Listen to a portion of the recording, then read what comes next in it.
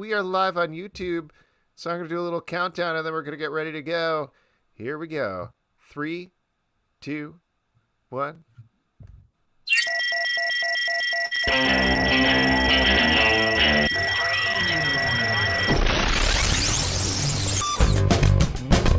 What is up, everybody? Welcome to Comic Book Club. I'm Alex. I'm Justin. I'm Pete. And we are coming to you live direct from the internet in a couple of different places right now. Now, you might be listening to this as a podcast. That's pre-recorded. We did that earlier. So This is like a little bit of time travel for you, I think, is probably. And us. That's the fun part. It's like Back to the Future, vocal only. And I'm going to have sex with my mom. Yep. What? Alex's patented catchphrase to kick off the show. And we may be in 3 different places, but our bodies are the same. We look like a legit 3-headed monster right now. We do. Thank you guys again. I texted earlier and said, let's wear blue. And Pete, could you drink blue? And I'm also drinking blue. Whoa! Blue. I kind of. I got a Next Coast IPA. There's a little blue going on at the top there. So we're all coordinated. This is what happens after 5 months of quarantine. And our mics are blue. Kevin points out in the comments they're blue snowballs. That is absolutely correct. That's true. Blue in name, not in color. And that's some heads up thinking, Kev. Now, if you are watching over on YouTube, first of all, hello. We love you over on YouTube. YouTube. Please give us a little bit of a thumbs up over there. We always appreciate those. If you're on Crowdcast, we're going to get your questions later on the show. Drop them and ask a question. Now, before we bring our first guest in, and we have 2 great guests, as usual, for you here on the show, as per usual. Pete, it was your birthday this week. Yeah. How'd it go? How many cheesesteaks did you eat? Oh, man. Well, that's the thing. My plan was to eat 2. And I only got 1 because, sometimes when you make plans and it all just kind of, crumbles apart. It's a little frustrating, the like place. A cheesesteak, yeah. Well, not like a cheesesteak. A cheesesteak is warm and delicious. A cheesesteak is crumbled beef and cheese. Crumbled beef? What is that? Interesting. He's only had a cheesesteak that's been really truly manhandled by a local Philadelphian. Yeah, I don't know about all that, but there is such a thing as like crumbly blue cheese. But yes, I think that's a hamburger. Says Josh in the comments. You're thinking of a hamburger, Alex. Oh, right. Well, it wasn't a patty form, and I got it at McDonald's, and they said, "Here's your cheesesteak." Famous for their cheesesteaks. Stop! You don't get to talk about cheesesteaks. But yeah, it was just one of those things where. Pete, sorry, I was sucking so hard. Sucking on a cheesesteak. Yes, bring it out early. It's a great sign of a great show. One. You forced that. That was not organic. It's organic. Every time it's used, it's gold. I don't know about that. But yeah, it was just unfortunately, I wanted to have like a 8th grade birthday where we went to go play miniature golf and then go for some food and stuff. But the place wasn't open, so we were scrambling, and it was crazy hot out, and it just kind of one thing blew up after another. So I just started drinking at home and called it a day. The perfect birthday. Yeah. Very nice. I'm sorry to hear that, Pete. I'm glad you got at least 1 cheesesteak. That is very good for you. Yeah. Now, let's see. I'm going to see if our first guest has showed up here. Going to look. Yes, I believe Alex is here. Alex, this is going to be very confusing. It's going to be fun. Invite him into the stream. Justin, he's scared. Alex is scared. He doesn't know what's happening. He's in the chat. No. He's saying help with help. He's saying help. Help. I'm in the chat. We're going to invite him here. He is the writer of Oni Press's Rick and Morty Bird Person #1. Ladies and gentlemen, Alex Fire. Yay! Oh. Can you hear me okay? Can you hear my voice? Yeah, this is great. This is solid gold. This is working so well. Wait, sweet Alex, hat you got there. Yeah, that's awesome. Thank you. Looking sharp. Yes. For Comic Book Club. Only for Comic Book Club. You got to dress up. Look at us. Yeah. I'll just mention for those listening on the podcast, it's a Waluigi hat. Is that right? A Waluigi hat. Yes. Yes, sir. The reverse L. The reverse L. The evil Luigi. The crueler of the 2 Luigis. Known for his cruelty. And I, as always, am coming at you from heaven. I'm in heaven right now. Yeah, you got that glow going on behind you right now. Don't walk into the light, Justin. Not yet, buddy. Come on. St. Peter's like, come on, dude, come in. And I'm like, I got to talk to my guys one last time and hear about bird person. I from got Alex. honestly, like, people talk about a lot of downsides of the pandemic, but with the advent of video streaming and video chats, we can talk to dead people for the first time, and it's really beautiful. So exciting. Alex, let's talk about Rick and Morty Bird Person, which comes out, I believe, tomorrow for Moni Press. No. August 5th. It was pushed forward 1 week. August. Okay, August 5th. So this is part of a series of one-shots that Oni is doing that are telling the story of specific different characters from the Rick and Morty universe. You got the always awesome, fan-beloved Bird Person. Yeah. Tell us, how did that get set up? Did you pitch them on Bird Person? Did they pitch it to you? How did it happen? They had, for the Rick and Morty Presents, they go to writers that they are interested in, and we present which Rick and Morty characters we would want to write. I knew there wasn't a Bird Person, so I pitched a lot of Bird Person. I also pitched a lot of Cowboy Morty, because that was a very exciting year for me. Yeah. They ended up going, who's the worst character I pitched? Oh, Gretchen the Sex Doll. That was my favorite of the pitches. Hopefully I get to do it someday. But yes, they went with Bird Person. I'm very happy about that. Well, what is it about Bird Person in particular that you like? I mean, he is such a weird, fun character on the show, but is there something that particularly drew you to him? There are a few things that are great about Bird Person. Many. One, from just like, when you write Rick and Morty, you want to kind of go into, like, you want to expand from the show while kind of like forging your own path. Bird Person kind of like gave a lot of opportunities to do that, because in the world of Rick and Morty, he is almost a protagonist from another world. Right. So you get to build out that world. You get to build out that universe. From the message that Rick and Morty kind of gives, he's an expansion of that. If Rick is what the fans of Rick and Morty or anyone watching the show would want to be, Bird Person is probably closer to who they are. This socially awkward person who, his biggest thing in the show is that he's bad at dating. He has had a tough mating season, and then he dates a teenager. So he's bad at being a human being and being a romantically person. So I thought that was just like an interesting thing to explore. And more than anything else, just a fan favorite character with nothing revealed. So I get to invent a lot. Yeah. Which is lovely. I mean, on that note, I'm not going to spoil anything about the book, which I thought was a lot of fun. And as a fan of Rick and Morty, I thought you did an awesome job with Bird Person, with fleshing out this mythology. You do get into a lot of backstory, setting up who he is, where he comes from. How much freedom did you have there? Was there a Bible that you were working off of? Were you basically creating it? The Bible? Yeah. Does the Bible exist? Does the Bible exist in the Rick and Morty universe? Yes. Yes. Everything except one commandment. And I'll let you choose which one. Ooh, that's a pretty solid power. Yeah. First of all, I'm surprised you read it. I didn't know copies were coming out. That's cool. But yeah, as for the mythos, really what you see in the script is exactly what I put in. Nothing was challenged. Adult Swim read it like 4 or 5 times. Nothing. I get to make Bird Person's planet I made up. Bird Person's people I made up. There are the person birds, the arch nemesis of the bird people, who are the reverse of Bird Person. That's something I made up. A lot of Bird Person's very real religion is in this. Yeah, there was no Bible to go off of generally. And if you read the Rick and Morty comics, incredible kudos to everyone. They really do give the writers a lot of freedom to do whatever they want. And you know it because sometimes the comics contradict the show, which is, it's fine. It makes for better stories in both mediums. But yeah, I had incredible freedom. Everything was just, for me, Flip Flop 12, Bird Person's Planet. I'm very proud of naming that. And you came up through the comedy world and then moved into comics. Is that accurate? Ding ding. Correct. Yeah, because we our arch enemy Nat Townsend connected to us together to have you on the show. So how did you make that transition? Or I mean, you're still doing comedy probably as well, but to go from comedy to How did you comedy? finally get out of comedy? Yeah. Because we're having a hard time. Were it only to be so easy.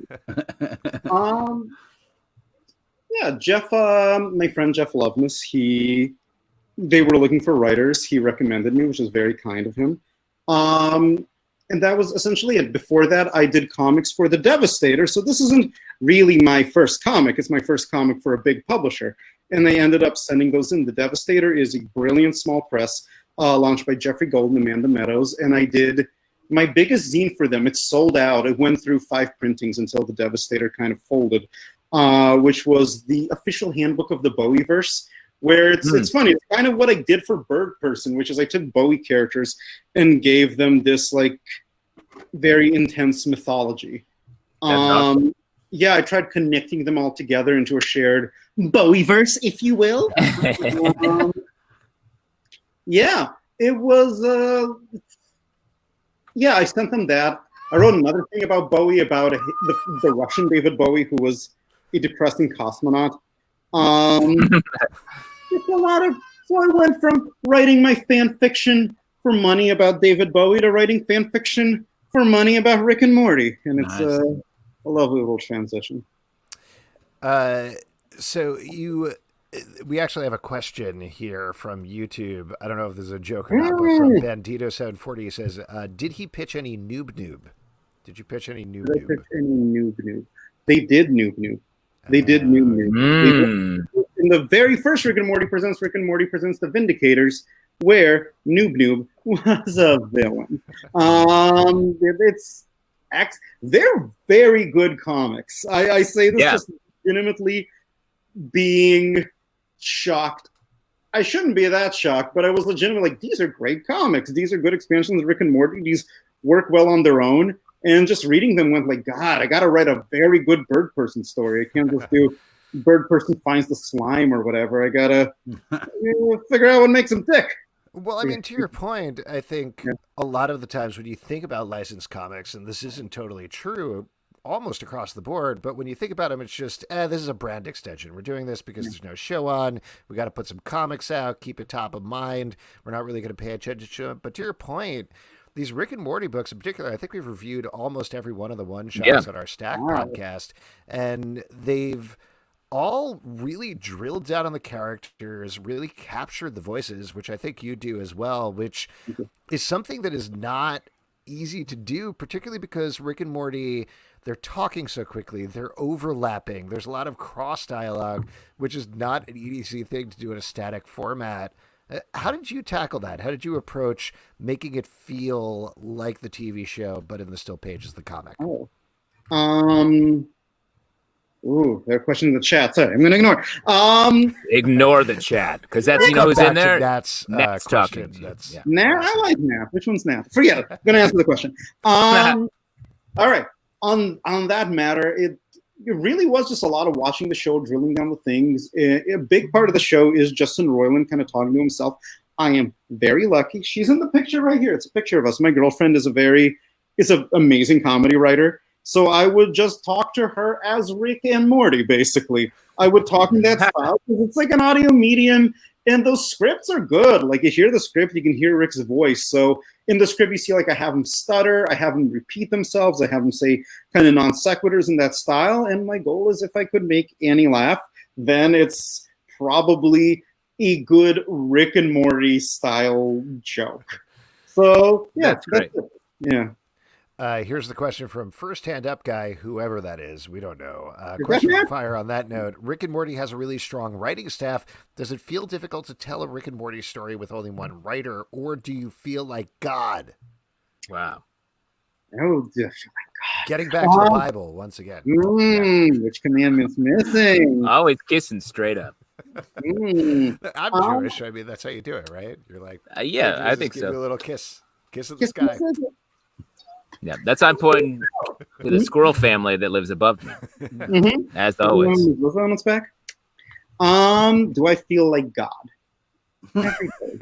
But as for writing the comic, Oh, it was easy because I've been writing comics and those kind of stories for like a bit. The Rick and Morty episodes are media is just more like moving media is just more kind of complicated, and you need more writers because you're producing just so much content. You need the feedback of the actors, everyone like that.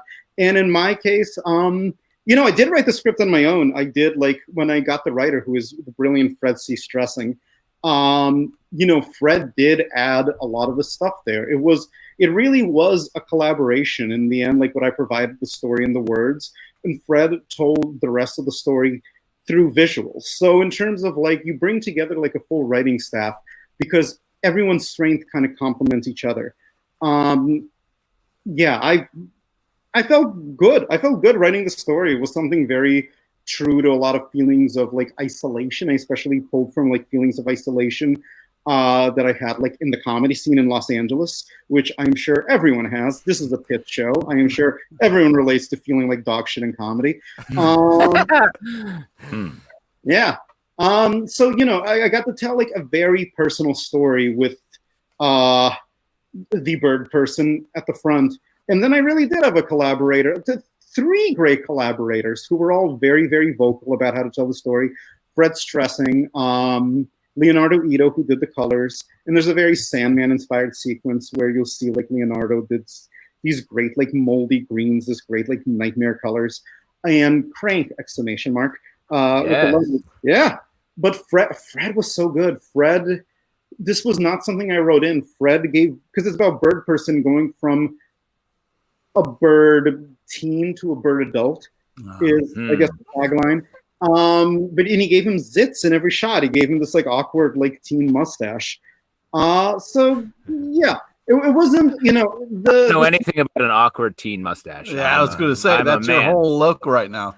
I'm a man. Yeah, I'm a man. I'm a man about to walk into heaven. So there's no doubt about that.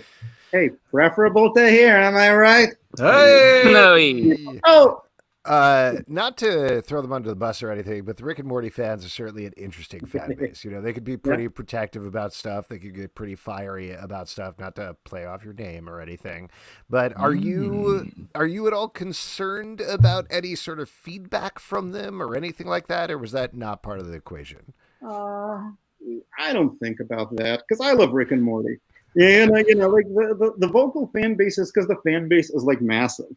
You know what I mean? And a lot of people feel ownership of it because it is so like you very rarely see that kind of fan base where other than like for Trump or whatever, where the fan base is just kind of like the people who are vocally negative. And people are, like a lot of people like the character bird person. They're figuring themselves out.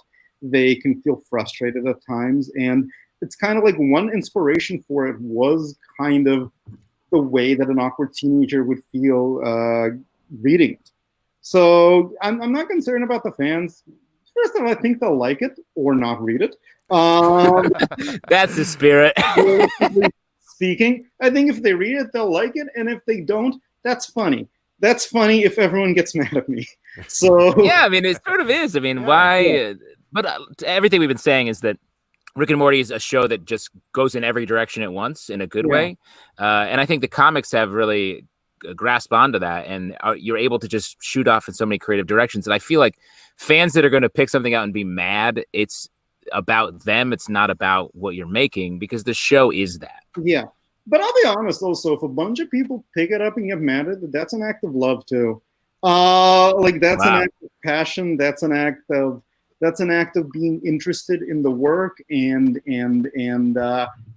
interacting with it on their kind of level. And I think the best example of that from us, like, also the fan base is like, it's a show aimed at teenagers primarily. The passionate people. Yes, very passionate about everything, passionate about each other, passionate about television. And I think every fandom is like very strong in that sense, but also just like as adults, we spent the last year talking about like the Joker movie, for example, whether it's good or bad. And that's about our aesthetic taste as adults, basically. So yeah, I hope everyone, if they hate it, they read it and they engage with it. As someone who still dresses like a teen, I feel that passion every day. Oh, yes. I'm writing baby characters. I feel that way too. Alex, before we let you go, this book, as you mentioned, is out August 5th. Anything else you want to plug? Anything else coming up for you? Let's see. Anything else? Just follow me on Twitter. I release videos there, character stuff. I will drop my handle in the chat. And hopefully you all At like Alex it. Fire, if you're listening to the podcast. Here, by the way. Sorry. Yeah, there you go. Yeah. Alex, thank you so much for coming on. Congratulations on the book. It's really great. Even if you're not a fan of Rick and Morty, great thing to check out. Thanks so much. Thanks so much. Bye. See you, Alex. For real, though, I know we said this, but I like to kind of reiterate this stuff when we get when the guests are no longer in the chat. I think the book's real good. Like, I was very impressed with the character arc, the relationship between Rick and Bird Person. Really fun stuff. And Justin, you're not really a fan of Rick and Morty, right? Yeah, I haven't really watched it. I wouldn't say I'm not anti it by any means, but I haven't watched the series. Vehemently against it. Alex, you're throwing me under a weird bus here, my man.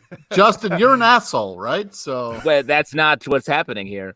No, I just haven't watched the show. But you died because you tried to fight Dan Harmon, right? You say that Rick and Morty sucks. I fought him years ago when he was just a guy on the street screaming, "Fight me, fight me." Oh, great. But I do love I've loved the comics as my only real exposure to the Rick and Morty verse. Yeah. Cool. There you go. Speaking of fighting, I think we should bring in our next guest into the stream. His name is Corey Lewis. He is the writer of Peng Action Sports, another Oni Press book. This is a big Oni show. Ladies and gentlemen, Corey Lewis. Yeah. Hey, guys. Hello. Thanks for joining us. How are you doing? Yeah, no problem. I'm doing great. Awesome. I'm very excited to chat about Peng. This is something, correct me if I'm wrong, you've been doing Peng in different forms since 2005. Is that right? Yeah, it's pretty old. It's a life project. It's about the same length as our show, so we are exactly. We understand commitment to a project. I would like to say, though, every time I read the title or somebody says the title, I immediately think of that sound when you hit a kickball. You do? Yeah, great. It's really great. That's the intent. Awesome. I'll never forget. I came up with that on the bus. I was like, that's the sound of the kickball being kicked. And that's the title. That's great, man. So good. It's crazy how evocative that is. Great. It's so simple, but it's like, oh, of course, there's no other sound that is that sound. And a lot of people don't really get it at first, but once you kind of explain it a little bit, they're like, oh, awesome. So, yeah. So for those who haven't picked up the book, this is a collection of a bunch of different Peng kind of one-shot stories. There's some pinups. Three stories. Yeah. There's also a couple of just like pieces of art throughout from Peng. And the idea of the book is action kickball. Like, it's not just kickball, it's kickball plus in more modern parlance.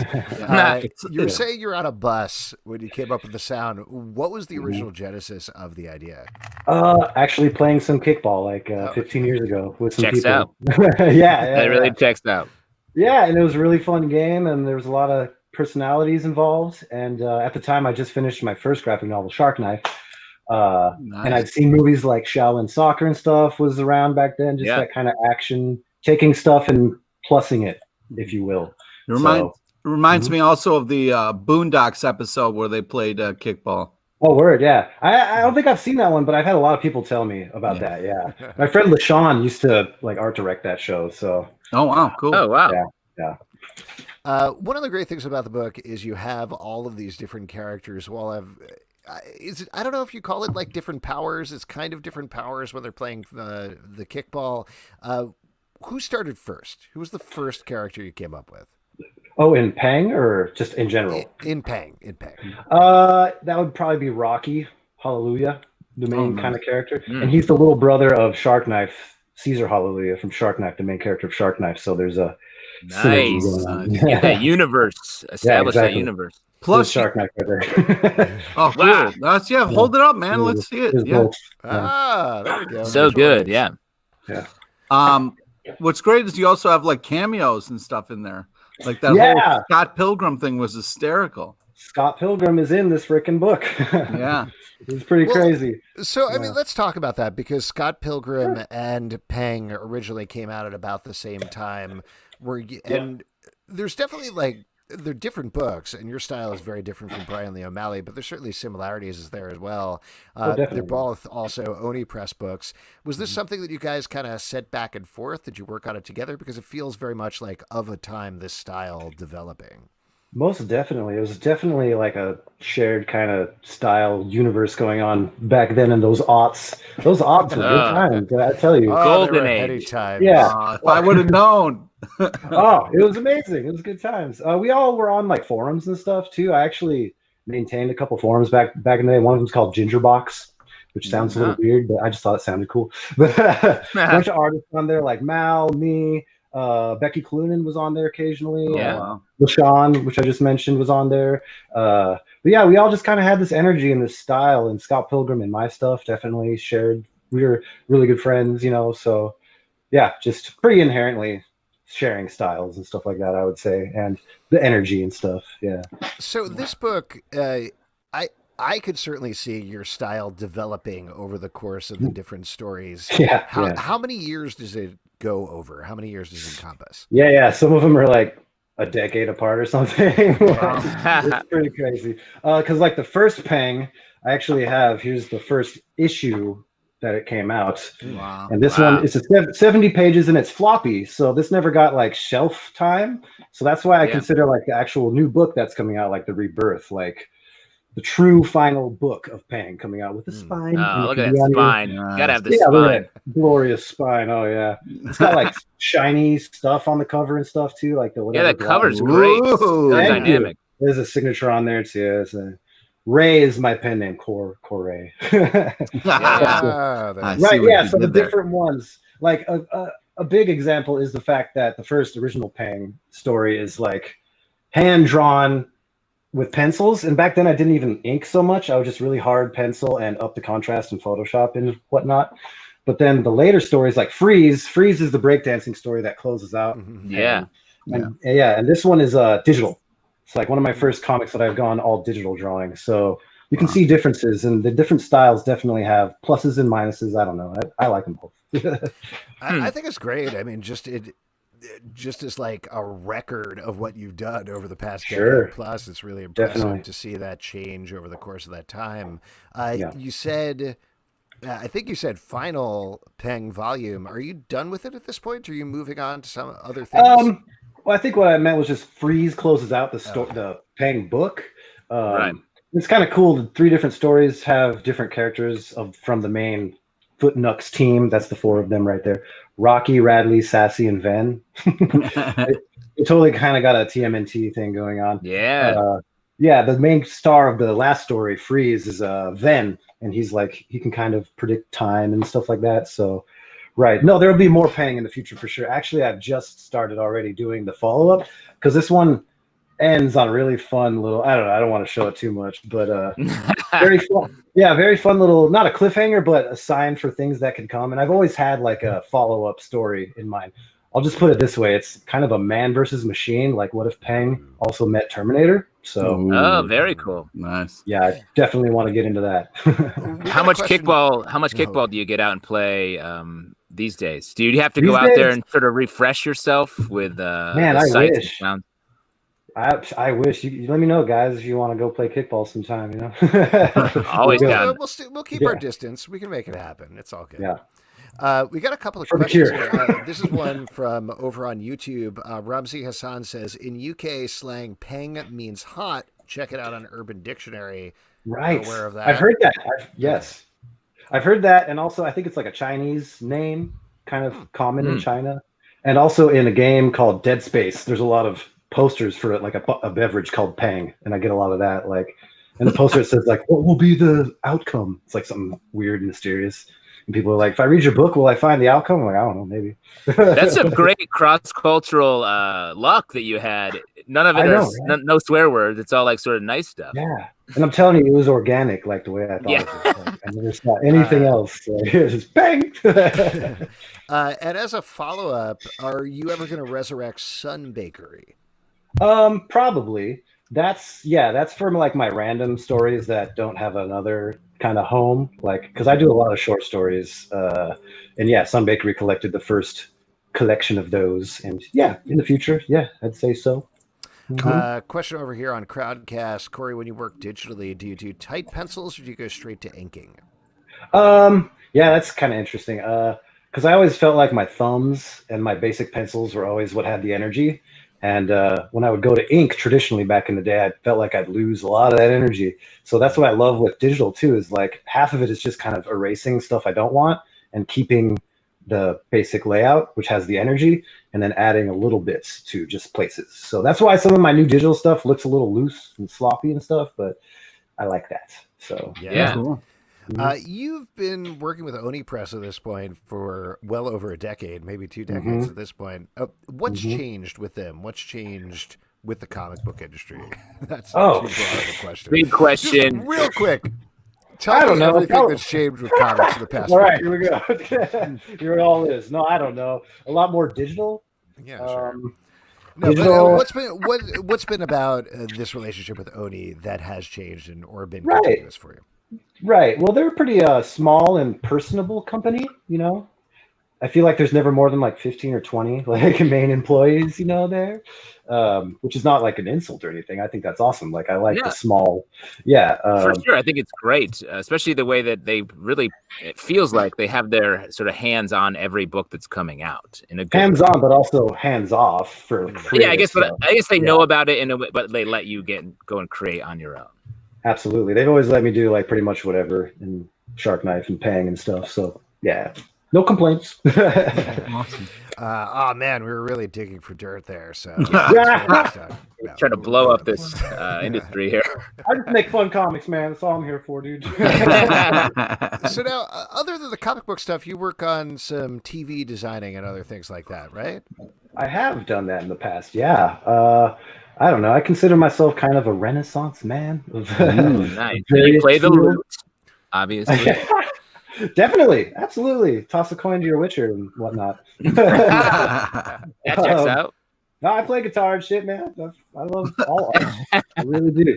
I've been researching tons of Walt Disney and stuff lately. I like that, dude. But yeah, I do character designs for shows and animation, and like I love doing that. You know, that's contributing. That's like a whole different perspective on when I'm even making my books. I'm looking at that kind of global eye, and like I would love to make toys and stuff of my stuff someday. Absolutely, video games and all that stuff. So yeah, I love comics, but I want to do it all kind of. So. Well, I think Peng would be a great video game. It's a badass comic. It's a lot of fun. It reminds me a little bit like back in the Nintendo days, I played the shit out of Super Dodgeball. Hell yeah. I would love to play Peng. Hell yeah, that's the spirit right there. Absolutely, that kind of super deformed, cute but badass. That's my whole thing. Is cute but badass. Like, well, the book is great. Before we let you go, anything you want to plug? Anything else coming out other than Peng?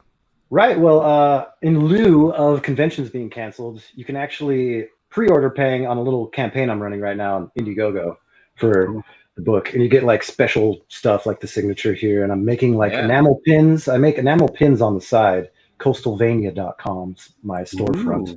Nice. Yes. So on the Indiegogo, you can get the book and you can get some, Coastalvania. It's like Castlevania, but with coastal. Yeah, you can get the book with pins and all that stuff. And I have a new book coming out soon called Gun Brain. If you think Peng is crazy, just wait till you see Gun Brain. That's a great tagline right there. If I've ever heard one. That's crazy. When you see Gun Brain. Yeah, you want to see Gun Brain? It's very inspired by like kind of Exo Squad and like Final Fantasy VII. Like, I love 90s. Exo Squad. Yeah. And my plan is probably to crowdfund that one too, because I like doing the crowdfund thing, doing stuff direct to people. So that'll be happening soon too. It's all on my Twitter, Ray Station, REYYY Station. Cool. That's great. Awesome. Corey, right on, thank guys. you so much for coming on. Again, love the book. Definitely check it out. Thanks a lot. You guys are pretty cool too. Oh, thanks, man. Thanks, man. All right. Corey Lewis again, Peng. Such a fun book. Definitely check it out. So good. We were talking about this a little bit before we went live. I don't know why I didn't bring this up in the interview, but I feel like we reviewed this book back in 2005. Like I think we did as well. Yeah. Specifically when we got to the Scott Pilgrim cameo. There's a Scott Pilgrim cameo in one panel. I was like, I remember talking about this 15 years ago, which is a very weird feeling. Yeah. We always said we'd meet again, and here we are. Oh, man. We've been doing the show too long. Justin. You can't even keep track of everything, man. Pete, you can't keep track of what happened 2 weeks ago. That's true. Wahhabi. Cool. Horrible. On that horrible note, we are going to move on to our next section, which is my favorite section because you all make it up. It's your audience question. Yeah. Woo! And for that, all you got to do is leave a question for us. That was pretty straightforward. You figured that out. But if you're on YouTube, drop something in the comments. I'm keeping an eye on over there. If you're over on Crowdcast, drop a question and ask a question, and we'll start sifting through those. I already see a bunch of them. So what is it, Pete? I was just going to say, you have a question? I just followed Corey on Twitter. Oh, congratulations. You're a superstar host of the show, Pete. Those pins look great, man. Those are pretty cool. How do you do it all, Pete? On Twitter, you're making some sort of pasta, cutting fresh flowers, as always, right to your right. Oh my god! Actually, we did get a question through email that I think I will start with, just because I think this ties in nicely with the beginning of the show. This is from Spider-Borg. Where did you get that sucking on a cheesesteak clip? I'd love to see or hear it in its original context. The people want to know. I'd love to see or hear it in the original context, but my Google foo is failing me. So it's funny, that was something that started on our Riverdale podcast, Riverdale After Dark, and we just started using here because it's very funny. It's hilarious. Pete loves it. This is huge fan. For the not final but last episode of Riverdale After Dark that we did for the season finale. We were going live, and me and Justin decided to get Pete a bunch of presents. And those presents were all cameos from cast members of Riverdale. We got Natalie Bolt, who plays Penelope Blossom. We got Kerr Smith, who plays Principal Honey. And we also got Lachlan Monroe, who plays the Black Hood, which we thought, correct me if I'm wrong, Justin, but we felt like those would be the funniest ones just because Pete has railed against all of their characters. It's just crazy to get to hit 3 home runs at consecutive at-bats like we did there. Like, for God's sakes, have you ever felt so loved? Like, it's almost like we kept a present in our closet to give to our dad that had left our home for years, and we gave it to you, and that was Riverdale. Mm-hmm. Yeah. And then the other thing, I don't know if you guys are familiar with Cameo, but you basically have 250 characters, I think, on Cameo to ask them to say a bunch of things, so to give them some prompts. So for each of them, I asked them to say something about a food item that is iconic with Pete LePage. The one for Lachlan Monroe was a cheesesteak, and he's stuck in the end of his thing. He was like, hey, enjoy the Riverdale season finale, buddy, whether you're sucking on a cheesesteak or whatever you're doing. Honestly, I don't ever laugh as purely in my life as I do when I hear sucking on a cheesesteak. I don't know what it is. It just gets me. I think it's the picture, visually picturing just Pete just being like, yeah. Oh, really? See, for me, it's the idea that he just said that as a thing. She's like, oh, this fan will like if I say this about him. And the energy he says it with. He sounds like Tony Soprano somehow. Oh, man. So good. Anyway, so that's the origin of sucking on a cheesesteak. We got some questions here over on Crowdcast. Pete, you love it. From Nick Kelly, what's one comic that you love, but for some reason or another you've not talked about on the show over the years? Oof. Oh, wow. Name a thing we haven't talked about, not even comics. Yeah. The only way I keep things fresh in my memory is by mentioning them over and over. Otherwise, they're completely gone. Right. But a comic that we haven't talked a lot about that you still think is pretty good, that we don't talk a lot about on the show. I've always wanted to, like, there's a comic that I've brought up a bunch of times, but like I would love to kind of go back and get your guys' take on Book Hunter, that won by Suga, the math genius. To me, it was just such a smart, fun comic. And I'm a sucker for like violence, but in like a fun, cartoony way. So we should revisit that. That's a book that I feel like I've heard you talk about truly hundreds of times, but we only read it once for one episode. Yeah. I'll throw out one that I don't think I've talked about in years at this point, but I've also sort of been a little lax in reading it. Empowered by Adam Warren, which is great book. So good. I love Adam Warren's stuff. Part of the reason I don't bring it up is because I don't love when you guys jump on, like, you like pervy comics. Yeah. And certainly Adam You don't Warren, love that? No, it's not my favorite thing. Somebody said it's very pervy, so it's weird that you're both knocking down this reputation that you have and also simultaneously really building it up. Yeah. Well, the thing about Empowered is it's his joke on bondage comics while still being a bondage comic. So it's very fun. The characters are good. It's great. I'll throw out another one just because we're talking about Adam Warren. Live Wires, which is a book that he did for Marvel back in the day that was about like descendants of all of their tech characters, was awesome. So good. And it's one of those books that they have never touched on or brought back in continuity ever again. I think once somebody used one of the characters very briefly, but it's such a smart, fascinating book. And it's something that I feel like somebody is going to find 10 years from now and be like, oh yeah, let me bring that back. That was such a good idea.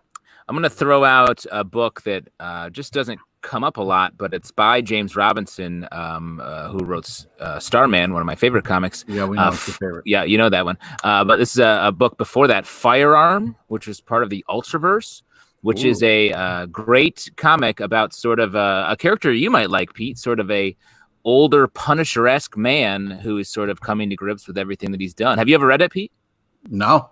I'd love to check that out. That'd be a good one. Might be giving me some ideas for retirement, you know? Oh, interesting. Wait, you're going to become a Punisher? Yeah. you getting close to retirement? I don't think so. He's one day away from retirement, actually. He is getting too old for this shit, technically. But I will say, Pete, do you feel like because you only ate one cheesesteak, you feel like you're losing a step? Yeah. Checks out. Question here from Nelson Martinez over on YouTube. Which show do you guys love that racked up a bunch of Emmy nominations? I'm glad to see Watchmen racked up 26. Hell yeah. Yeah. Hell yeah. Bonkers. I think I expected or hoped Regina should win all of them. That Watchmen would get some sort of nomination at the Emmys. It felt like, if any superhero or comic book based show is going to get it, it's going to be Watchmen. But 26 nominations, the most of any show, totally deserving it. It's fantastic. Crazy. Somebody pointed out, if you watch the show, this is a little bit of a spoiler, but both of the Will Reeves got nominated for Best Supporting Actor, which is awesome.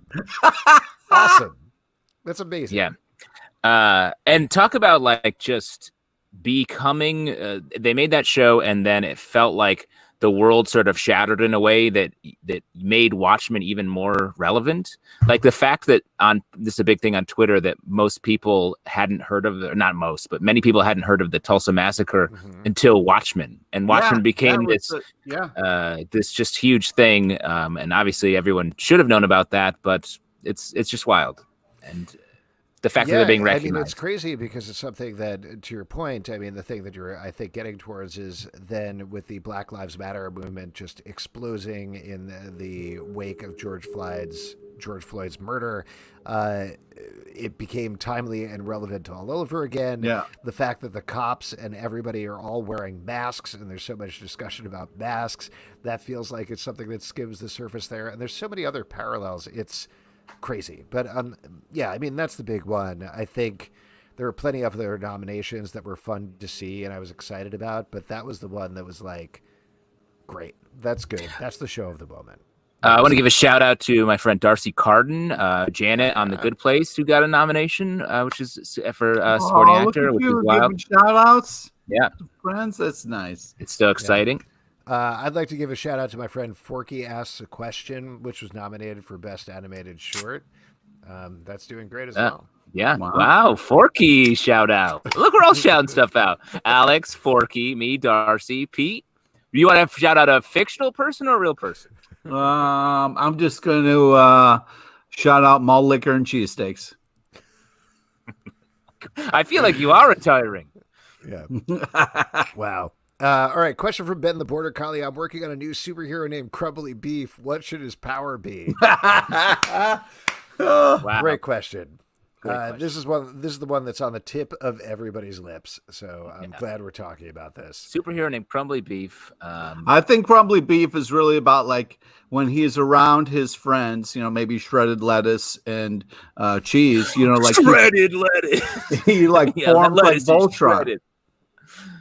Nice. Yeah, I mean, I think just, being very oily in the pan and then like have it dump out a bunch of oil. Oh, man. I feel like Crumbly Beef, right when the action happens, just instantly falls apart. Just when you need Crumbly Beef to be together, it's in pieces. No. I don't like that. Interesting. I just want to mention we have a little more discussion about Watchmen happening over here on YouTube that I want to read off. First of all, I wonder how many Watchmen are going to take home in terms of the Ennies. I keep reading that people think it's going to sweep. And then somebody says the Watchmen TV show is better than the comic. Ooh. So what do you think about that? Well, it's definitely less sexist. Less sexist. Wow.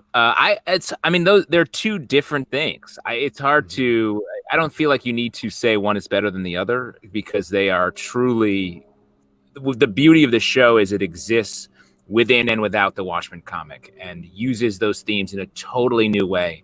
So I think it's a totally separate work, and I love them both. Yeah, I agree. I think you've got Watchmen is commenting on comics. Watchmen, the TV show, is commenting on TV shows and movies, as well as a bunch of other things on both fronts. And they both exist. I mean, I think that's the reason that Watchmen, the TV show, is so good, is it doesn't invalidate the comic. It doesn't work against the comic. Instead, it's expanding on it and commenting on it. Yeah, I think that's... And creating its own story, which is kind of magical. Yeah, for me, it comes back to this Jay-Z line where he's like, I made the Yankee logo more famous than a Yankee can. And like at first hearing that as a Yankee fan, I got pissed because it's like, hey man, don't take something that wasn't yours, but he's taking something that already exists and bringing it to another level, which I appreciate. And I think what's great is you can't have the Watchmen TV show without the Watchmen comic. And the Watchmen comic did peel a bunch of caps back. It did expand people's minds, show what you could do with the comic that was really new and different, regardless of how out to date it was. And then Watchmen, the TV show, took that idea and really ran with things and pushed things and educated people in a way that was needed. So it's nice that it's getting this celebration. Well, on the other end of the spectrum, we're getting a lot of chat here over on Crowdcast about DC Comics expansions of Watchmen, whether it's before Watchmen or Doomsday Clock or anything like that. We've certainly talked about almost every issue of both of those here on the show.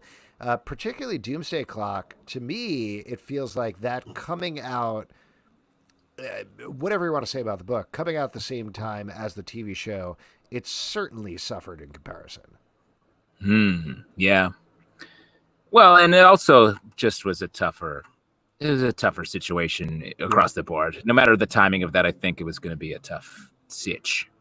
Yeah. I mean, the before Watchmen stuff, there was some real great stuff in there, especially art and storytelling, but definitely didn't kind of live up to the hype that the Watchmen was. Yeah. Yes. There you go. All right. Let's question for Kevin. Like Bird Person, who's a character from a medium other than comics that you love to read comics about? Ooh. And I guess somebody who hasn't been in a licensed comic already. So like Dan Rather, for example. Oh, that's a good one. I love to read comics about him. Just He's doodles. good on Twitter. He is good on Twitter. Yeah, he is good on Twitter. So you want a Dan Rather comic? Sure. Well, I'd rather have that. Ooh. There's your first issue. Fun fact, Dan Rather, born on Halloween, I used to work at the 48 Hour TV show he hosted back in the day. Pete, your life is constantly expanding. Your life is like a universe. It's like an onion where we're crying, obviously, and we keep cutting deeper into it. And there's more fucked up stuff underneath. You worked for 48 hours, and you were 48 Hour CBS News, man. I got. And how did stories the for Halloween days on thing come up? Was he like, I'm Dan Rather, and I was born on Halloween? Well, we were working on Halloween, and half the staff was dressed up. I being one of those. And then at some point, like during a lunch break, we all kind of gathered around Dan and wished him a happy birthday. And then he started telling like stories and stuff like that, and then shared that it was his actual birthday. That's really what did nice. you do for the show 48 Hours? I was a hard-nosed news show. I killed him. Oh, wait, Pete, you froze for a second. What did you say? Yeah, he froze up. I don't know what the question was, but I was a location assistant. Location assistant, nice. And Right underneath Cat- the line producer. Beer Cat PhD here with the important question that I wanted to follow up with too. What was your costume, Pete? Oh man, I don't. It was it was a ninja on vacation. Okay. A So ninja it was a full ninja outfit, and then on top of that was a Hawaiian shirt, and then on top of that was a camera. Classic doubled up costume. Mm-hmm. Great stuff. Excellent. Over here on YouTube, Bandito740 says, since Pete didn't make the podcast, did he watch Shining Knight ep of Stargirl yet? So can we get his thoughts on it and all Mikey goodness it contained? I'll mention this is going to be a little bit of a side plug and a little bit of a swerve, but Pete did watch it, and our bonus podcast for Stargirl is all about Pete's impressions of the episode Shining Knight. So that's going to be going up, if you're watching live, 9 p.m. tonight. You'll get Pete's unfiltered view of Shining Knight. We really let Pete run away with it. And let me just say, in response to the last question, the comic I want to see is the Pete LePage life story, fully illustrated. And I'll tell you what, I'm going to meet an artist, and I'm going to be the writer of that comic. Wow. Tell me your story, Pete. Let me be your artist of that comic book. Great idea. And I'll paint in steak grease as you would like. Oh, nice. Fully painted. You better use a little Worcestershire on that. You know what I mean? Of course, that'll be for the Browns. Worcestershire? Is that what you just said? Worcestershire. What'd you say? What'd you say? How do you say it?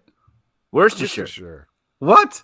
Look, we said it together, and we were pretty close. Yeah, that was pretty close. What did you say? What did you say it again, Pete? Worcestershire sauce. That's how you sound like you're rushing through a word that you have no idea how to say. Where's the size? Question here from Joe Crack. In what ways have the various comic book movies and TV shows influenced you on characters? Like, has RDJ made you all care more about Tony Stark than before Iron Man came out? Or for Pete, has Stephen Amell made you care about Oliver Queen, the comics did before? Or have any of the shows made you dislike characters before reading them, i.e. 90s X-Men Cyclops? Ooh, good question. I mean, I could say this is very specifically pivoting off your question, but Iron Man is not a character that I cared about before or really read before at all that I saw the movie. Like, I was aware of him being part of Avengers. Certainly, I read a lot of Avengers comic books, but I don't think I ever really read an Iron Man solo comic book before the comic came out. And there was just... clearly RDJ embodied him on screen. That was obvious for the first frame. Yeah. But then the comics stepped up to where he was it was Matt Fraction, and I'm forgetting who was co-writing with him, but his book was phenomenal. And since then, Iron Man has been an essential book. Yeah, I think that's it's hard to beat that, especially in all of the Marvel Cinematic Universe. Is there a character, an actor that has fully just rewritten the tome of that character besides Robert Downey Jr.? I mean, I'll throw out one to you. That sounds kind of crazy, but Colin Farrell as Bullseye, Wow, that's a right? weird one. Like, it's the one thing they took away from the Daredevil movie is giving him that scar on his head, the Bullseye scar on his head, making him unhinged but fun in a very specific way. Like, he was kind of like that in Frank Miller's one, but they just doubled down on it after the Daredevil movie. And he weirdly does not get enough credit for putting his mark on Bullseye. Also, I know everybody, Michael Clark Duncan as Kingpin was fucking badass, man. That was pretty great. Yeah, Did wow. not I feel forgot about that. A lot of love for the Daredevil great. movie coming out. And I gotta say, Ben Affleck was great as Daredevil, and Jennifer Garner was great as Elektra, and it was And the writing was great, and the movie was great. And what are we talking about? We love this movie. Let's go watch this movie. I love Daredevil. Let's watch And the John cut. Favreau, who was Foggy, also wrote, directed Iron Man, which saved the Marvel Universe, so suck it. Alex, Foggy can you saves add the day? Foggy saves the day. sucking on a cheesesteak? Alex, can you add the Daredevil movie as a fourth box and just have it playing as a sort of a general No guest? problem. There's no problem at all with that. Give me a second. It's what the people want. Yeah. The question I don't about think we can legally do that. no. And let's honestly not. That would be horribly distracting. And it's Yeah, also I would start watching it. it's also a terrible. But you would watch that movie over your friend? It's $3.99 to rent on Prime Video. I'm not doing that. I'm sorry. Not worth it. I can't spend that kind of money. That's on Prime Video. That should be on Subprime Video. That should be on under come Prime on. Video. Come on. Come out. I had an answer. Oh, the answer to the question about a character that you like more after the movie or TV show. The original Flash TV show made me really love the Flash character. Oh. John Wesley Shipp, man, he's good. He did good stuff. All right, there you go. Good question. Another one here on YouTube. With comics costing so much these days, what do you all think of the future of monthly comics? I think it'll be all trades in 5 years. You've said that for many years, by the way. I've been saying that. We earlier plugged that we were doing the show for about 15 years at this point. I've been saying that for 15 years. Yeah, you've been saying that for a decade plus, and it hasn't happened. I mean, to answer that specifically, like off that point, because it is something that I thought would happen for a really long time, and certainly the market has flipped to graphic novels are a much bigger money driver than monthly comics from Marvel and DC, but they're not going away anytime soon. I agree. And did you see that chart that sort of showed the market share of all and people were like, the big two are not Marvel and DC. I forget what they were, but publishing companies. I think it's Viz and Random House or something like that. Yeah, it's something like that if that's not what it is. And Marvel and DC have 7 and 8% of the market, respectively. Wow. I was also surprised that DC has a larger share of the market right now.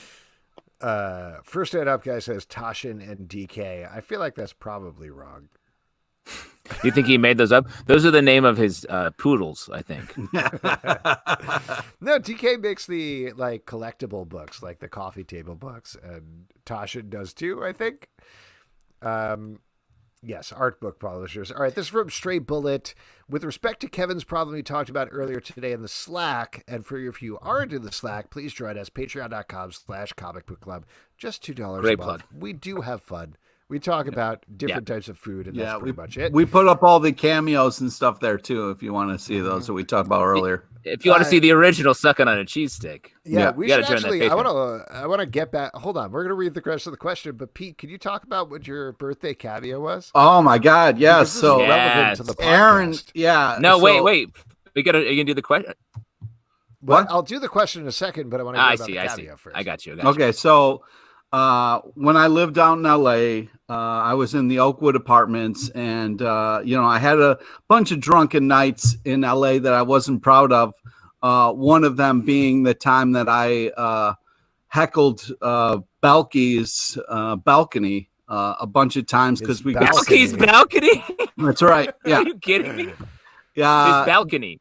for yeah, Meepo. because he would be in his apartment, and we would also be in the same complex. I never saw him in the complex, which is good news for him. So I would get drunk walking back from the smokehouse, and we would walk by his apartment, and I would just heckle him, Balky, we love you, Balky, you're the best, come on out, like for hours and hours. And so I felt pretty bad about this. So then Aaron reached out to Balky. Well, hold on. Before you get on that, I just want to mention for context, we do a Chilling Adventures of Sabrina podcast called Chilling Podcast of Sabrina. And we've talked about this story so many times. Just basically every time Bronson Pinchot has showed up on the show, we've talked about the story. So get back to what you were saying. Sorry, I'm just distracted. Stray Bullet just said the smokehouse is closed, which made me sad. It was a great LA place where you could go and drink and they would feed you, which was when you're broke, very exciting. So anyways, Aaron reached out on Cameo and got Belky to absolve me from my drunken nights of screaming at him. He said that any adulation is great adulation, and that there's no need for me to feel bad, and he is happy to absolve me of that. And it was really a great present, because now I feel better that I didn't. I owe Doogie Howser apology, but Balky has absolved me, so it's great. I swear once every 2 months we get an episode of Comic Book Club where Pete drops like 10 crazy knowledge darts about his life, and this is another one where he's like, "Oh, I lived in LA. I fucked with Balky Bartakamas and Neil Patrick Harris somehow." What were you doing in LA? There's a lot of people. I can't imagine you living in LA. Well, I went to, Ithaca College, and they had a semester abroad program. A lot of people went over to England. I went to LA because I really wanted to work in television and film. And so I stayed out there after I graduated and kind of kept my contacts and worked in the business for a little while. There was this poor film company that I feel really bad for. A lot of weird things happen. No, not Disney. But yeah, I'm not allowed back there. But anyways, I lived out in LA for a year, and then I moved back home, and I was going to move back to LA, but then I was like, let me try New York. And then, that's where you met your boys. That's right. That's where you met your boys. Yeah, there you go. Back to Stray Bullet's question with respect to comments probably talked about earlier today in Slack. What's the best thing to do with all your comics if you need to unload them? I myself ran into this problem years ago and now have about 32 large boxes sitting in a garage somewhere in Santa Barbara. I'm almost fully digital now to avoid this problem since no one is getting rich off rare comics, as was promised when I was 12. What's the best thing to do when you need to get rid of them? Well, there's a couple different, and what's nice is people have been talking about this in the Patreon Slack, so that's also a great thing to refer to that people were talking about today. But there's a couple different things. You can get them graded and sealed, and then sell them. You can take them to comic book shops, and legit comic book shops legally can't screw you over too much for your comic books. But unfortunately it's not a good time to sell right now, I don't think, so unfortunately, there's a lot of different avenues, but that's all I've got. What do you guys? I mean, like you're saying, Pete, a lot of my suggestions are from the before times where, so I recently moved and I realized, oh, wow, I have a much smaller physical comic book collection than I remembered. And I had completely forgotten this for a little bit, but years back when Neil Gaiman suggested doing All Hallows Read, where you give away books instead of candy, what I did was I sorted through all my comics, hundreds of comics. I took out the ones that I didn't care about anymore, put them in a box, and I gave kids a choice on that Halloween. You could have a piece of candy or you could have a comic book. And the comic books were gone in an hour tops. This was hundreds of comic books I had on my step.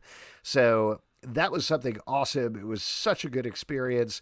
My wife vaguely remembers Neil Gaiman tweeting back at me about it, which I don't actually remember, which is kind of terrible. Ooh. But I'd certainly suggest like see what happens, see if we have Halloween this year, and maybe try that. And if we do, that might be a good way of getting rid of them, like with a good pay it forward type cause. Otherwise, libraries are starting to open back up again. I think that's always a good thing to donate to. And then, like Pete's saying, beyond the grading thing, you can always try selling them cheap to your local comic book shop if you want, because maybe they have a warehouse, maybe they have the storage space that you don't have that you can send them to. When I moved in with my now wife, I gave away I want to say like 5,000-6,000 comics, and the way I did it was I posted on Craigslist that it's all you can carry for $5 from my apartment. So I had people coming and just walking out like with a cartoonish stack of comics. Man. That just hurts. Yeah, I mean, it was good though because it wasn't the $5 thing. It wasn't all like crazy people. So it was people who like just were comic people that loved the idea. And then eventually one dude came and took the last like 3,000 in his trunk and gave me like $50 or something. Wow. And that was just the comics. That was just your life. But that was just the comics that I was like, I don't really need these. Like some random mid-aughts like X-Men comics and stuff. You know? I've seen like stoop sales and stuff where people are like, 5 comics for $1 or stuff like that, where people are trying to like do a garage sale or something like that as well. I feel like this is only because I'm sitting in my basement right now and my old comics are right over there. I feel like we should do a most precious comics unboxing. You should show us. I should show us, but we should all like get our what is your most precious comics and a box it. I talked about this I think last week, but I have a box from my dad of his comics from the 50s and 60s that includes like Fantastic Four 2, which I'm terrified if I open up are just gonna poof up into dust. But yeah, let's do it. Let's do it live at some point. Open up the box and see what happens. I love that. All right, we'll make it happen. We'll do it on sounds a fun. show. This is a big question over here on YouTube from Ramsey. Comic Book Club has been one of the, and you're going to love the phrasing on this, Justin. Comic Book Club has been one of the earliest podcasts and YouTube comic journalists / commentators. Yeah. I'd love to hear their POV on the evolution of comics journalism since they started. Wow. I feel like we've sort of been around for a big rise of comic journalism. And then sort of a almost equal also a big rise of podcasts. That's for sure. I mean, part of it is it coincides, or at least what we've been doing coincides with the evolution of comic book movies and TV shows, which have completely redefined the business. And I mean, I can say like very specifically, I was editor for MTV Geek for a while. So I had a very specific view of like, VMAs, very specific view of stats and what people were into. And without getting into specific figures, you could look at like when I was doing interviews with artists and writers that I was really passionate about, or even things that seemed like, wow, this is huge comic book news. It was a fraction of X actor has been cast on The Walking Dead. Like there's no comparison there. And so to give a very broad, very short answer about the span of comic book news over the past 15 years or so many people have tried it as comic book movies and TV shows have become insanely popular, but have very quickly discovered that there is no money in no traffic in actual comic book news. All anybody cares about is the TV and movie stuff, but at the same time, everybody is doing the TV and movie stuff. And the corollary there, and we certainly experienced this a lot at the beginning of our career with Comic Book Club. You would forget the name? Not a great reporter, not a great journalist forgets the name of his sort of source.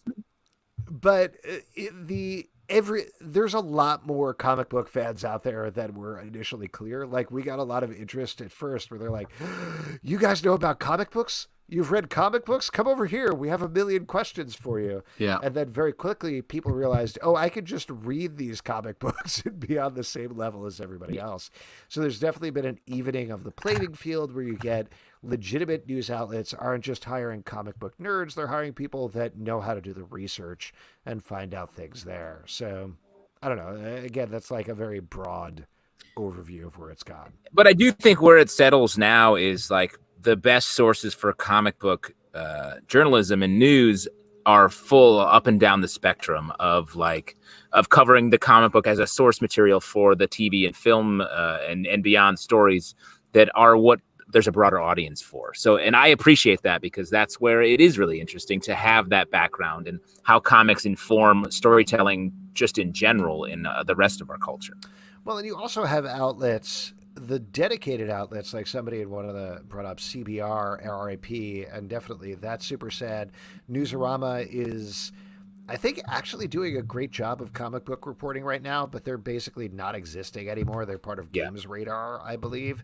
But if you look at some more major publishers, we had Susanna Polo on a couple of weeks ago on the live show from Polygon. She's doing an awesome job, and she's doing an awesome job because she's super smart about it. You know, she's doing the comic book stuff that we want to read, the comic book journalism as comic book fans, but she's able to do other things and put her fingers in other pies as well. Or Oliver Salva over at AV Club, same sort of thing. Abe Reisman, who's a regular guest on the show, does that at Vulture and New York Mag, where the trick is to figure out how can I take this thing that's a very niche thing and make it work for a broader mainstream audience. And if you can figure out that, great. If not, you're going to get a very, very low level of engagement for your stories, unfortunately. Yeah. Yeah.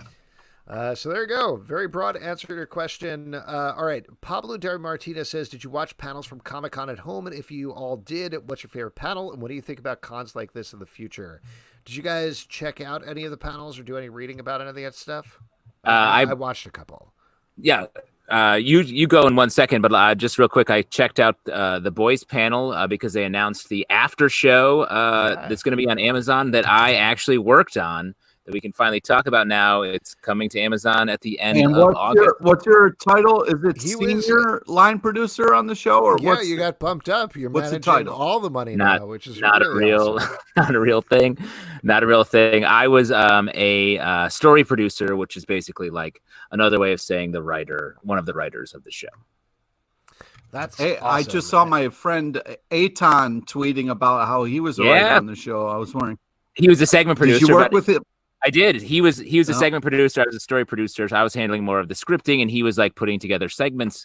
But he was on my team, so he and I worked together a lot. He's a great. Oh my god, that guy was one of my sketch comedy students. Did he bring that up at any point when you guys were talking? Or he did. Once he finally realized that we knew each other, he shouted out Pete LePage and of course Mr. Alex Albin. Oh, great! Wow, yeah, because we used to be on an improv team together. That guy used to drive me crazy. He's a wild dude, and we would have he's intense.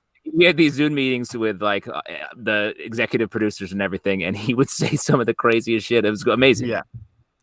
Well, so obviously you're compromised, but what was your impression of the boys Comic-Con at home panel? And it's fun. It's exciting. The season coming up, if I can jump right to that, is so good. I was so happy with it. So let me just give you that tease. It's very exciting.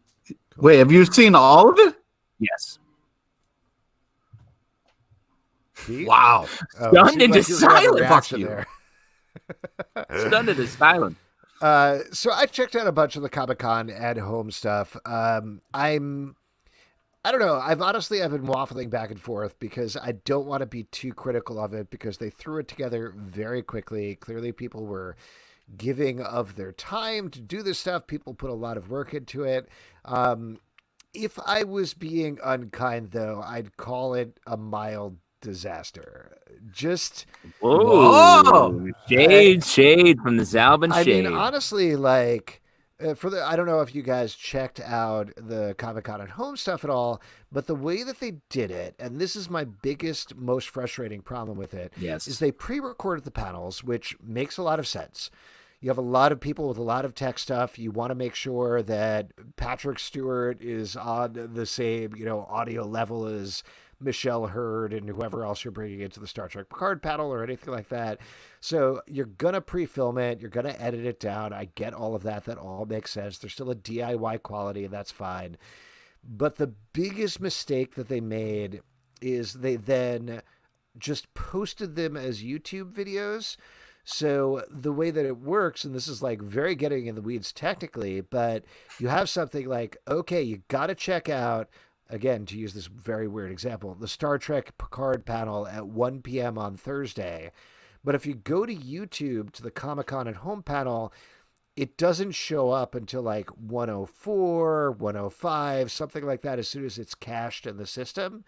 And then you could zip through the YouTube video. Like, you don't need to wait and actually watch it live. You could skip forward. And they also disabled comments. Yeah. So it became this thing that was like the exact opposite of the live experience, where, frankly, as a journalist who was trying to cover this stuff, being able to watch the New Mutants panel and cut immediately to the end and be like, did you announce that you're going to debut it on Disney Plus? Nope. Great. I can move on with my life. Awesome. Or I watched all the Walking Dead panels at triple speed because they were pre-recorded, and I have a thing where you can watch YouTube videos super fast. Great. That was very helpful for me. But in terms of like the excitement of that sucks. I was hoping they would do it Exactly. live and then take questions from people and have a back and forth like at the Comic-Con. Well, they should have done that. But barring that, there is way recorded YouTube videos and rolling them out live and still having that countdown to a live video, the comment section that makes it feel more present, makes it feel more exciting, like the experience of going to Comic-Con that was completely missing. So some of the chats were really good, but ultimately I felt like it was very disappointing, and it really did not create anywhere near the buzz it should have. Yeah, you're right. There you go. But there were some good panels. We got a bunch more questions here. Let me jump back over to YouTube. Oh boy, this is a tough one for us. I don't know if you guys read this, but Aaron says, thoughts on the Jeff Loeb accusations. So have you guys read about this? Or Yes. Okay, I'll give a quick rundown for anybody who hasn't heard about it on the podcast. Jeff Loeb has been accused by one of the actors who played a Asian character on Daredevil of telling the writing staff to avoid writing about Asian characters because I think the quote was, nobody cares about that shit. What? So they cut on the plot line for Nobu. They cut down on the plot line for Madame Gao in particular. There were a couple of other things that came out over the course of the weekend, specifically there because there was concurrent with Comic-Con at Home, a bunch of Save Daredevil panels that were happening, among other things. The reason I say this tricky is because we've had Jeff Loeb on our show a bunch of times. He's always been super supportive of everything we've done. He's always been super kind to us, but that doesn't necessarily preclude that he was unkind to other people. Do you guys have any thoughts or takes on this? Well, and he hasn't responded yet, right? Yeah. I hate when people don't respond to stuff like this. Like, come out and say like apologize or tell us what happened, where the issue is, because the worst thing you can do is not respond. So I am saddened that he has not responded, and it's a horrible. It's not an act. Yeah, it's a that's horrible tough. accusation. Yeah, I really, if it's true, that's really shitty, and there's no excuse for that. And I'm not taking, anything. I'm not trying to undercut the accusations or anything at all. It's just that sucks because every time we've done an interview or every time we've done anything with him, he was super supportive. So that would suck because you would hate for it to be like a Jekyll and Hyde scenario where like he's very on, and nice and supportive when there's cameras around or whatever, but like maybe off camera he's a complete douche, and that would really blow because that wasn't what was portrayed. So that would really suck. And I'm not saying, anything about like whether or not it's true or not, but that's heartbreaking. Yeah, I mean, listen, there's a couple of comments here in the comments section about a thing that he came under fire for earlier, which was wearing like a karate outform to an Iron Fist panel, which was real awkward, real racist, and not great. So people have certainly called that out as like a pattern of behavior there. And like you said, Pete, we've interacted with him in a press capacity. We've interacted him in a chatting and friendly capacity that is very different from a business capacity. And people act different ways in different capacities. And we just don't know. Like you said, it made me super sad when I read that report. I didn't know exactly what to believe, like Justin was saying, but given that there is this pattern of behavior there, it's really unfortunate. There's a comment here about makes you wonder why Kevin Feige cut ties with Loeb over on YouTube. I think it's probably a little more complicated than even this specific thing. There's so much bad blood between Marvel TV and Marvel films that I don't think it's necessarily limited to racism. Could have been part of it, definitely. But there's a lot of other things that are going on there. I think in terms of proprietary, the quality of the storytelling, and other things like that. So there you go. Hope that was a adequate answer to that. Certainly it's a complicated subject that I'm sure we'll be talking about for a while to go. From Stay Bullet again, what's your favorite comic food or comic beverage pairing? Ooh. Comic food or comic beverage pairing? I don't know. I mean, I'm trying to think of like famous like comic foods. I mean, I think of the fun apple pie, kind of like the fruit pies, thing that we've talked about a bunch of times. I don't know. Have you ever eaten a fruit pie while reading a comic book, Pete? Oh yeah, definitely. It's definitely happened a lot. It's one of those things where I definitely love food, I don't. But that's interesting. Stray Bullet would be. I would love to, hopefully, if this all passes over and we can get back to our lives, which I don't know how, it would be really nice to be able to go someplace, read a comic book, and then get food paired with that. Like, oh, I see you're going to be enjoying this comic book. I recommend a nice, bloody steak with that or something. I think I told this story a couple of weeks ago, but I went to a press event for Get Euro, Anthony Bourdain's book, and that basically had pairings with the book. They were doing things that were directly recipes out of the book, but certainly things that kind of went thematically with it. And that was great. I think that's the only time that I really had those things go together. This is also, just while I'm thinking about press event type things, my favorite party that I have ever been to was the launch for the New 52, where DC invited a bunch of journalists to go to a bar beforehand, before their official launch, and just hang out. And they had all 52 of the comics just sitting on a table. So you could just sit there and drink beer and read comics, and nobody was talking to each other. They were just reading comics, and it was the best night ever. Wow. That's nice. Great. I was waiting for it to be like some hoity-toity thing where you got to sample the finest. Legitimately, like, drink as much beer as you want, read as much comics as you want, and then everybody, because it was that new exciting launch, everybody was like, "Oh, this one is good. Read this one," and that was the extent of the conversation that anybody had. Perfection. That's nice. It was very nice. I mean, again.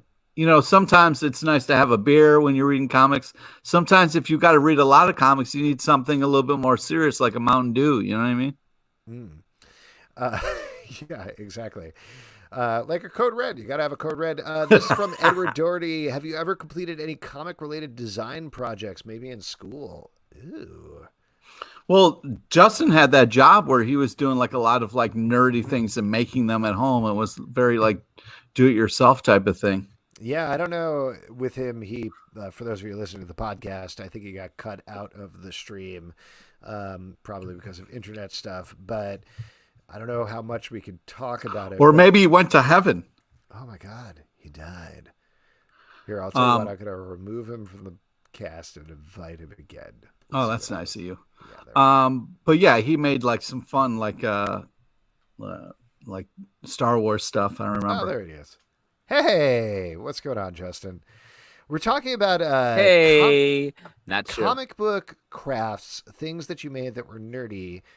Can you talk about the show that you did a while ago where you did nerdy crafts? Are you allowed to do that? Yes, that show sadly, I guess, went away. I worked for truly almost a full year. I was hired as a host for a DIY Star Wars show. We shot 50 episodes where I built Star Wars themed like DIY projects. So like I made a Millennium Falcon Lazy Susan, an Adirondack chair that is Boba Fett, Wow. which I have here. I'll send a picture of it later tonight. You have that there? Yeah, Dude, it's right this over your on the other last side. day, and you're just telling me now, motherfucker? Yes, I don't know why they'd be mad about that. That's the first thing you say to somebody. Did I have a Boba Fett themed Adirondack chair? Hey, I'm up here where my Adirondack chair that Boba Fett that I made myself. Yeah, that's something you say to somebody. I did make a Han Solo tool belt, as a matter of fact. So anyway, we shot. It was Lucasfilm was behind it. Disney. It was supposed to come out in the first of the final 3 episodes. Did you make your own lightsaber or something? No, it was all stuff that people could make because I was like a sort of a this old house style host building this stuff. So we shot all these episodes over like 8-9 months, and then something happened with the production company. Maker was one of the companies behind it, and they folded. And then Warrior Poets, another production company, they sort of got in some trouble. So it's all just sitting on a shelf somewhere. Dude, put it on Disney Plus, man. Come on. Yeah, just that's put what it I'm on saying. Disney Plus. I don't know Hollywood if I have Homer. I don't know if I have that power. Nice. That's too bad. They should put it up somewhere. I agree. Couple of questions here over on YouTube. Will Comic Book Club ever interview any classic creators about their work? Imagine Comic Book Club looking back on classic books like they have with the extra of interviewing the creators of that book. Sure. Yeah, I think so. We will. Yeah. Sounds great. Yes. Confirmed. Let's do that. Okay. We've interviewed a bunch of classic creators in our time. There was, oh my gosh, I keep getting his name. Was it not Jim Starlin, not Jim Salicrup. Jim Lee? Who was the guy at the Philadelphia Con who I interviewed before you guys got there? Do you remember his name? Jim Zub? No. No. The guy Starlin? No, not Starlin. No, it was like Infantino or something like that. Yeah, it's not Carmine Infantino. I'll look it up, but he was the guy who you guys weren't there, but on the panel he confessed to a murder, basically. So that's made me like a little shy on interviewing classic creators, but we'll figure. Do you think he's the classic creator in the Ed Brubaker 2-issue series or 3-issue series? I think that he Steranko. did. Steranko, yes, it was Steranko. Joe Crack, Yes, nice absolutely. job. Yeah, he also gripped my arm so hard it left bruises, and then on the walk back to his table, lamented the fact that the girls weren't as hot at this con as they were at previous cons. So Wow. it was all not great, but thank you, Keystone Comic Con, for having us there. Wow. Wow. got weird fast. Yeah, I excused myself, by the way, after he said that. I was like, I am married. Leave me alone. Question over on YouTube as well. Alex, I love Superman Smashes the Clan. How was it like working with Guri Hairu yourself? Great. I mean, that was a dream. They're one of my two of my favorite artists of all time. So I was over the moon to work with them. I only met them briefly at a New York Comic Con, but they were so friendly and so nice. They were fantastic. And it's the sort of thing where I know people talk about this all the time, but I would write stuff and I would send it to them, and then they would send it back and they'd be like, yes, that is exactly how I pictured it in my head or better. So amazing. There you go. Question from Pablo again. G4 has been announced to return in 2021. Thoughts? That's Bring great. it on. Yeah. Yeah. Didn't you and I both audition for like a G4 hosting job, or am I Yes. misremembering that? I think that is accurate. Back in the early days of Comic Book Club, I believe. Wow. Yeah, absolutely. Sorry, Pete. Yeah, nobody told me about a G4 audition. I think they were waiting to bring you up for G5. Oh, okay. Well, Nat's my agent, so if They wanted to get you on a G6, like a G6, Pete. So there you go. We got, I think, 2 more questions here from Juan Espinosa. What was the last comic book you guys read that was not about superheroes? Wow, that feels like some serious shade. Juan. Yeah, exactly. Yeah, that's some shade. We read a bunch of stuff that's not superhero stuff. Yeah, here, I'll read you off what's happening in our Stack podcast that's going up Wednesday at 9 a.m. We got Nailbiter Returns. That's not a superhero. Yeah. We got Rogue Planet, not a superhero. Ascender, Plunge, Lost Soldiers, Shadow Roads, Hedra. There you go. You know what? Enough. Take it easy, Zelbs. Okay. Take it easy, all right? We're really cool. Oh, wow. You turned into Seinfeld when you're fucking angry. That's Come weird. on, George. What's the deal? I never read superheroes, George. Oh, my God. He read a lot of superman. He did. Yeah. He loves Superman. Weird detail about Jerry Seinfeld. Hollywood Homer says, what digital comics app do you use? Mostly Comixology. Ever tried Hoopla or Panels? Others? Ooh, I've never tried Hoopla. Yeah, I've never tried Hoopla. I think just Comixology for me. Yeah, me too. I'm interested in Hoopla. Yeah, I'm going to check out I don't know Hoopla. what it is. It sounds pretty cool. Come on, Nat. Do you guys know the names of any books yet? Okay, so there was a question a couple of weeks ago. Encyclopedia? Yeah. That's a book. We called out the Bible earlier Yep, on. the original book, according to my great-grandparents. Kiss the Sky? You know what I'm talking about. Oh, my God. So there's 2 books, the Encyclopedia and the Bible. Yeah, what else do you need to read? That's everything. Last question from Joe Crack. Anything asking for a friend, sometimes enemy, y'all ever going to do Doom Pod Troll? Great question, but that's actually all the time that we have for so sad. I'm sorry, we just can't answer that one right now. All right, that is it for your audience questions. It is time to move on to our next section, which is audience trivia, excuse me. And for that, we're going to turn it over to Pete LePage. All right. This is the part we give back to you, the lovely audience. It's an opportunity. The audience first-hand up guy. Yeah. It's an opportunity to win $25 in the form of a gift card to Midtown Comics, because we still are supporting our local comic book shop, which is Midtown Comics. So we just need a first-hand up that isn't first-hand up guy. So we can get some questions. It's a trivia contest. First hand up guy. It is rude because you don't need to be on every show that we do every time we do it. You know what I mean? Like, let's share the love. Let's let other people get in there. Do you got anything on YouTube, Selbs?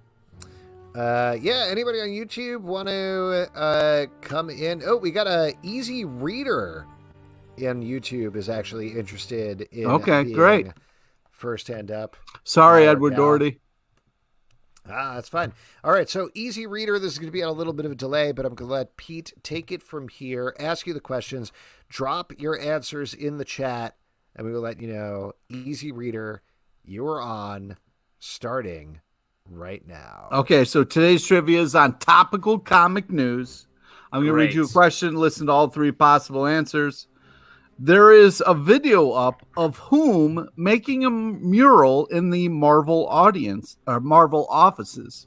Is it A, Alex Ross, B, Cliff Chang, or is it C, Topher Grace? So which person is currently making a mural in the Marvel offices or just finished? That's interesting, Pete, because you wouldn't think Topher Grace would be an artist, but of course he created a mashup. He did his own edits of the Star Wars prequels. Yep. So in that sense, he is an artist of editing.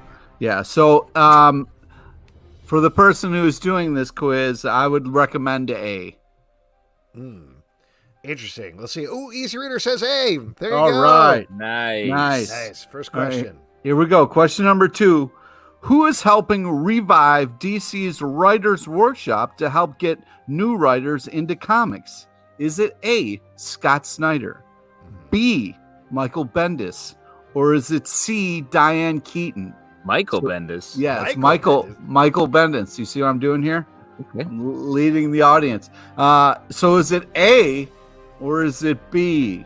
B, not a real person. Yeah. B, So a it's fragment of a person. Yeah. A, not a real person, or something that's a lie. No, don't say A is not a real person. A is Scott Snyder. No. A, comma, Oh. not a real person, comma. You gotta listen. You gotta listen for the comma. Yeah, well, I don't listen It was very an well. audio comma. Yeah. Those are tough to do. So let's see. Let's see what Easy Reader says. Easy Reader says A. Yeah, all right. All right. There we go. Great. Here we go. This is Final hard one. Trivia. What won the Eisner this year for Best Continuing Series? Is it A, Bitter Root, B, Murder Falcon, or is it C, Susan Sarandon? So it's either A, Bitter Root, and you can win $25, or you can pick B, which is an amazing series, but not a continuing series. Interesting. This is a good question. I mean, you like both of those first two books, the A Very book much. and the B book. The C book, Susan Sarandon, doesn't seem to be a comic book, Pete. That is true. Interesting. That's Which true. I feel like But is continuing. Susan Sarandon is continuing. She is very. so far. Ooh, Easy Reader says A. A is correct. Yes, Yes, congratulations. $25 will be yours. Amazing. You are getting a $25 gift card to Midtown Comics. Easy Readers. Shoot us a comic. Shoot us a email. Shoot us the comic. Just shoot us a comic. Shoot us an email at comicbookclublive@gmail.com. And you're going to get that $25 gift card. You won't even have to go into the shop. You can just use it online and stay safe. Wear a mask, everybody. I don't see Kevin up here making his normal, I don't know if Kevin doesn't really hang on for the whole show anymore, it seems like, so I'm not Kevin sure. kind of realizes that we're not figuring out what his secret quiz is, and then he falls asleep, I think is what happens. Yeah. Classic. Which is all right. I'm falling asleep right now, too, so that's... Look, a lot of people in the comments are like, Kevin falls asleep. Yeah. It's real. So wait, it's Topher Grace, Susan Sarandon, and what was the third one?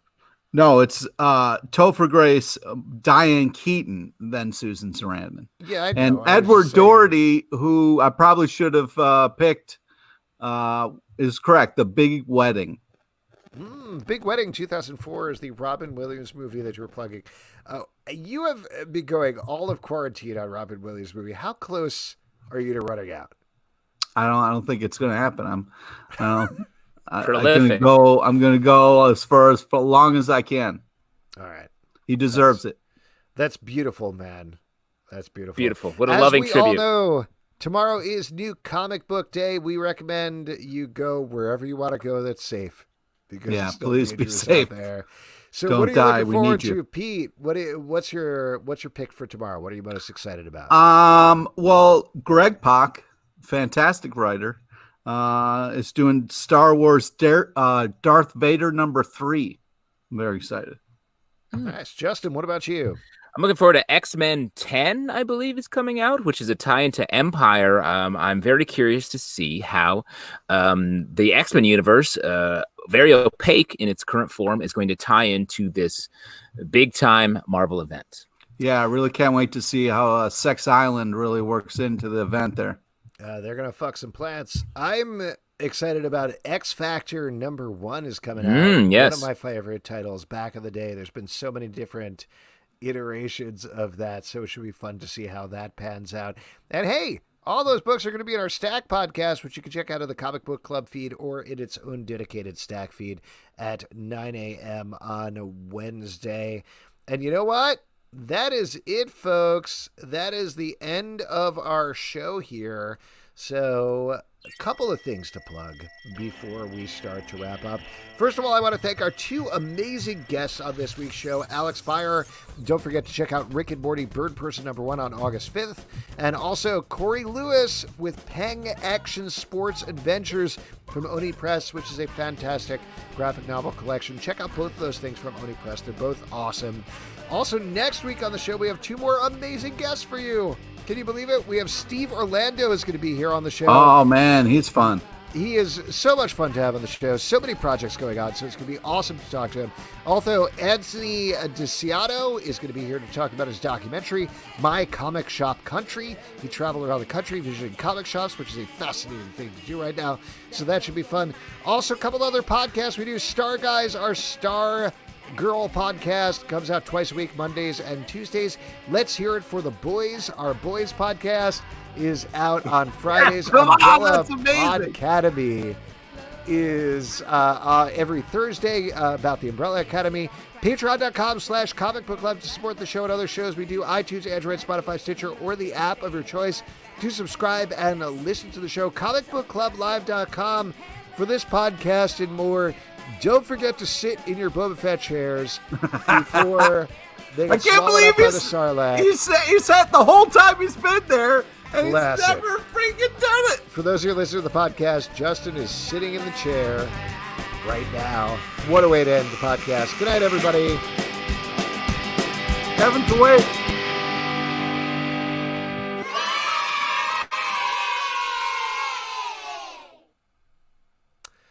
Thanks, everybody. Thanks so much for coming out. We appreciate you. You all are awesome. See you next week.